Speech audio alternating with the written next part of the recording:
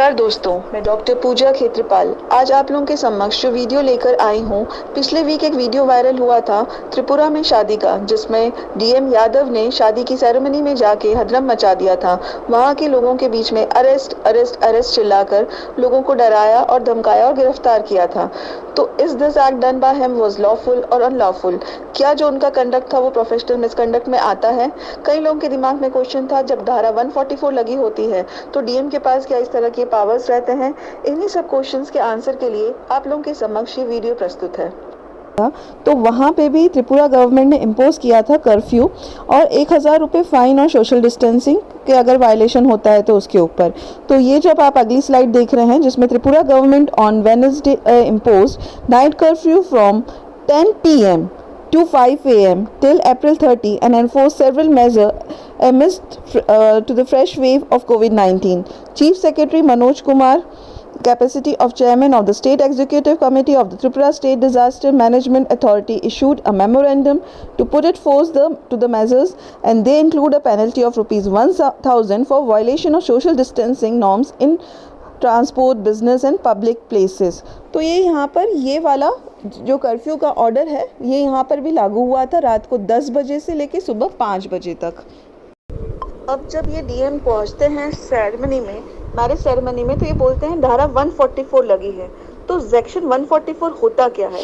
Section 144 of the criminal procedure code CrPC of 1973 ये बताता है कि ऑथराइज करता है एग्जीक्यूटिव मजिस्ट्रेट स्टेट के टेरिटरी के to issue an order to prohibit the assembly of 4 or more people in an area. According to the law, every member of such unlawful assembly can be booked or engaging in rioting.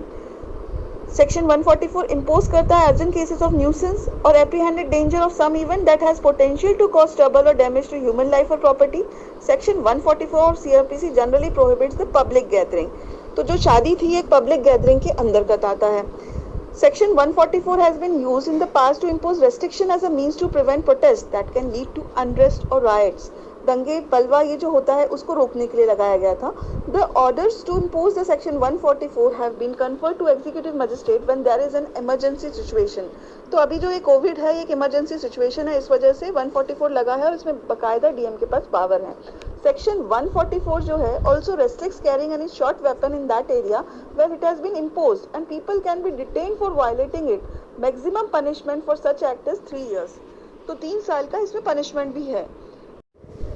समझते हैं कि जो time period रहता है वो क्या रहता है। तो ड्यूरेशन ऑफ सेक्शन 144 ऑर्डर जो रहेगा, तो no order under section 144 shall remain in force for more than 2 months, but the state government can extend the validity for 2 months and maximum up to 6 months. It can be withdrawn at any point of time if situations become normal. मतलब 2 महीने तक रहेगा और उसे 6 महीने तक बढ़ाया जा सकता है अगर स्थिति नॉर्मल नहीं होती है स्टेट गवर्नमेंट की परमिशन से। और अगर हम बात करते हैं कि 144 और कर्फ्यू के बीच में क्या डिफरेंस होता है, तो सेक्शन 144 जो है किसी भी 4 या 4 से ज्यादा लोग की अगर गैदरिंग हो रही है कर्फ्यू के टाइम पे तो उसको रोकने के लिए रहता है। So curfew people are instructed to stay indoors for a particular period of time. Government puts a complete restriction on traffic as well. Markets, school, colleges, office remain closed under the curfew and only essential services are allowed to run on that prior notice. तो शादी जैसे occasions पे भी आज prior permission से ही लोग इकट्ठे हो सकते हैं। तो ये डिफरेंस है 144 और कर्फ्यू के अंतर्गत। अब हम समझते हैं कि जब 144 लगा है, तो जब 144 लगा है तो अगर उसका कोई कंटेम्प्ट करता है तो आईपीसी के अंदर चैप्टर 10 के अंदर contempt of the lawful authority of public servant के अंदर हम जब आईपीसी की धारा 188 पढ़ते हैं, जिसमें बताया गया disobedience to order duly promulgated by public servant, लोक सेवक द्वारा समय रूप से प्रख्यापित आदेश की अवज्ञा।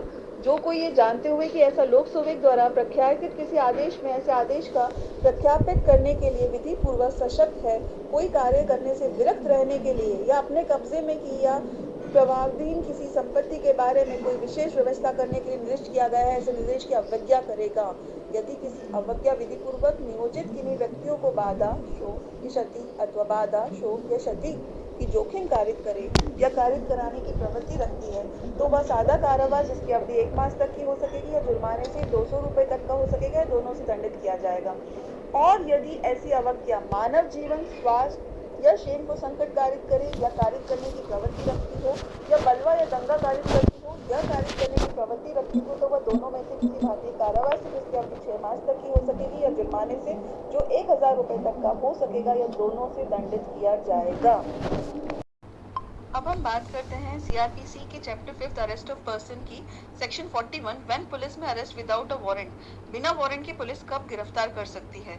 तो पहला जो इसका क्लॉज है, एनी पुलिस ऑफिसर में without an order from a magistrate and without a warrant arrest any person A who commits in the presence of police officer a cognizable offence, police officer के समक्ष जब उन्होंने कोई संज्ञेय अपराध किया हो, against whom a reasonable complaint has been made or credible information has been received or a reasonable suspicion exists that he has committed a cognizable offence punishable with imprisonment for a term which may be less than 7 years or which may extend to 7 years whether with or without fine if the following conditions are satisfied।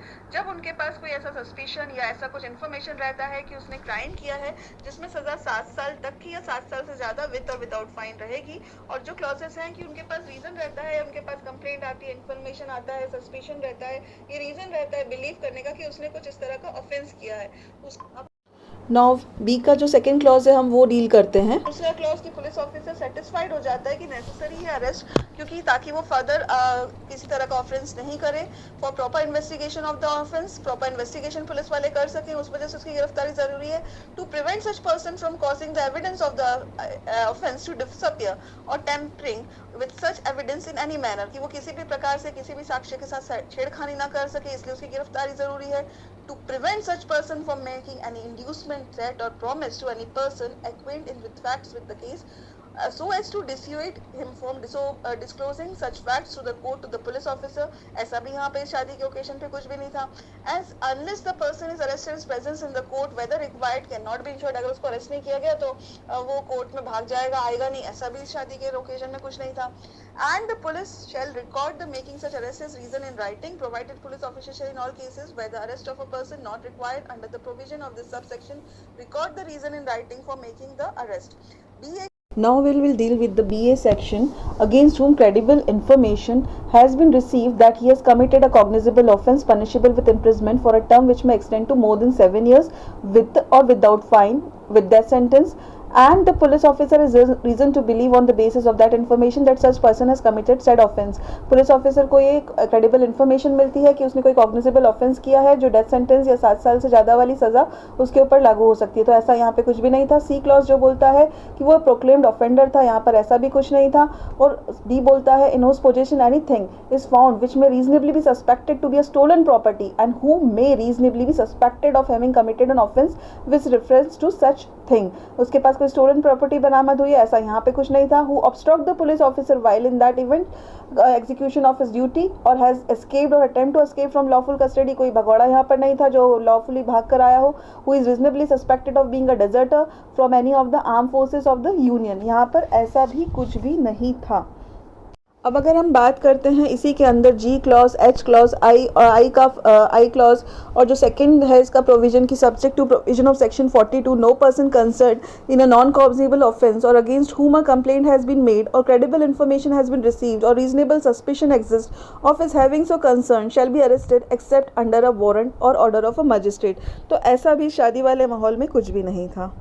Now we will deal with the section 50 of CRPC, person arrested to be informed of grounds of arrest and right to bail। कि आपको किस लिए arrest करा जा रहा है वो बताते हैं पुलिस ऑफिसर। तो हर एक पुलिस ऑफिसर जो अरेस्ट कर रहा है उसको बिना वारंट के कम्युनिकेट करेगा उसके पूरे पर्टिकुलर्स ऑफ द ऑफेंस कि उसने क्या क्या जुर्म किया है और for which he is arrested, जिसके लिए उसको गिरफ्तार किया जा रहा है, और other grounds for such arrest. Where a police officer arrest without warrant any person other than a person accused of a non-bailable offence, he shall inform the person arrested that he is entitled to be released on the bail and that he may arrange for sureties on his behalf।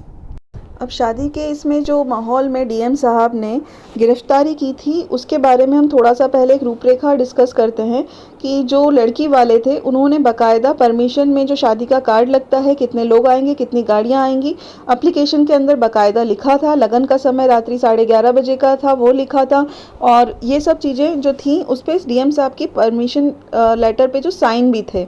उसके बाद जो लड़का था वो बेंगलोर से आए थे, जो रिश्तेदार वहाँ के थे, स्थानीय लोग आ गए थे। 10 साढ़े 10 के बीच में डीएम साहब की एंट्री होती है सिंघम की तरह, और वो वहाँ पर दुल्हन के साथ जो वहाँ पे फ़ोटो सेशन चल रहा था वहाँ लोगों से बदतमीज़ी से बात करते हैं और दूल्हे को कॉलर से पकड़ के बदतमीज़ी से बात करते हैं, अरेस्ट करो इसको। उसके बाद जो बीच में आते हैं सबको डांट डपट करना, पुलिस वाला जो आता है उसको बोलते हैं हीरो से ज़ीरो बना दूंगा, और उसके बाद फिर वहाँ पे जो पंडित जी रहते हैं उनसे भी डांट के और धक्का दे के बात करते हैं। तो इस तरह का जो उनका कंडक्ट था वो गलत था। उन्होंने टोटल 31 लोगों को वहाँ पर गिरफ्तार किया था, जिसके अंदर 19 महिलाएं थीं। लेकिन महिलाओं को गिरफ्तार करना क्या उस समय ज़रूरी था और क्या ये कानून के अंदर आता है, इसके लिए अब हम डील करेंगे सीआरपीसी का section 46(1) arrest how made. In making an arrest the police officer और other person making the same shall actually touch और confine the body of the person to be arrested unless there be a submission to the custody word और by word और action. So second इसमें जो proviso है कि if that were a woman is to be arrested unless the circumstances indicate to the contrary, her submission to custody on an oral intimation of arrest shall be presumed, and unless the circumstances otherwise require or unless the police officer is female। जब तक police officer female नहीं है आप उन्हें ना हाथ लगा सकते हैं ना उन्हें गिरफ्तार कर सकते हैं। The police officer shall not touch the person of the woman for making the arrest। So this is the rule regarding the arresting of a woman। और एक टाइम पीरियड रहता है कि शाम 7 बजे बाद से लेकर सुबह तक आप वुमेन को अरेस्ट नहीं कर सकते हैं। तो यहाँ पर महिलाओं का गिरफ्तार किया जाना बिल्कुल भी ज़रूरी नहीं था। अब हम बात करते हैं chapter 10 maintenance of public order and tranquillity. अध्याय 10 के अंदर लोक व्यवस्था और प्रशांति बनाए रखने के लिए जब 5 या 5 से ज़्यादा लोग इकट्ठे होते हैं और जब लगता है कि वो हानि पहुंचा सकते हैं, शांति भंग कर सकते हैं, जब धारा 144 लगी हो, तो 129 जो बोलता है dispersal of assembly by use of civil force, civil बल के प्रयोग द्वारा जमाव को तितर बितर करना। तो कोई भी executive magistrate, officer in charge of police station और the absence of such officer in charge, यानी police officer not below the rank of such inspector may command any unlawful assembly or any assembly of 5 or more person likely to cause a disturbance of the public peace to disperse, and it shall thereupon be duty of the member of such assembly to disperse accordingly। लेकिन यहाँ पर ऐसा कुछ भी लोक शांति के लिए कोई भी खतरा नहीं था। आज का समय कोविड जो चल रहा है, तो अगर हम कहीं पे भी भीड़ या जमाव इकट्ठा करते हैं तो हम अपनी जान से तो खेल ही रहे हैं, हम दूसरों की जान से भी खेल रहे हैं। शादी जैसा शुभ माहौल था, लेकिन हम कम से कम लोगों में उस खुशी को मनाकर हम इस खतरे को टाल सकते थे। डीएम के द्वारा जो ये कार्यवाही की गई, 144 धारा के अंदर उनको पूरा अधिकार था, एपिडेमिक एक्ट लगा हुआ है, उनके पास पूरे पावर्स थे। लेकिन इस वीडियो के थ्रू बस मैं ये बताना चाहती थी, जो उनका कंडक्ट था एक वो मिसकंडक्ट, प्रोफेशनल मिसकंडक्ट के अंतर्गत आता है। जब आईएएस की ट्रेनिंग होती है तो ये सिखाया जाता है how to deal with the public. तो उन्होंने जब धक्का मारा पंडित को, कॉलर से पकड़ना दूल्हे को, औरतों को गिरफ्तार करना, तू तकाड़े से बात करना, एक प्रोफेशनल मिसकंडक्ट के अंदर आता है। जो वो कार्य कर रहे थे वो जन की सेवा का ही कार्य कर रहे थे। आज हम भी जान रहे हैं कि कितने लोग अपने जान से हाथ धो रहे हैं, और अगर थोड़ा सा अगर हम चेतावनी के साथ काम करेंगे तो हमारे लिए भी अच्छा रहेगा और जन समुदाय के लिए भी अच्छा रहेगा। तो बस इस वीडियो के थ्रू मैं सिर्फ इतना ही समझाना चाह रही थी कि जो उन्होंने 144 में क्या पावर्स हैं, 41 के अंदर सेक्शन के अंदर सीआरपीसी के अंदर क्या पावर्स दिए गए हैं, बस एक थोड़ा सा मेरा प्रयास था कि आपको लॉ से अवगत कराने का। क्या सही है क्या गलत है ये तो हम सभी जानते हैं, और इस वजह से शायद वो डीएम साहब सस्पेंड भी हुए थे। लेकिन अब बस इतना ही मैं कहना चाहूँगी कि इस समय पे सुरक्षित रहें, और अपनी खुशियाँ भी अगर हम मना रहे हैं तो सुरक्षा के साथ मनाएं। हम किसी भी तरह के कानून को अपने हाथ में लेकर ना मनाएं, और ना ही खुद की जान से खेलें ना दूसरों की जान से खेलें। बस ये छोटा सा प्रयास आशा करती हूँ कि आप लोगों को पसंद आएगा। अगर आपको मेरा ये वीडियो पसंद आता है तो please like and subscribe. Thank you.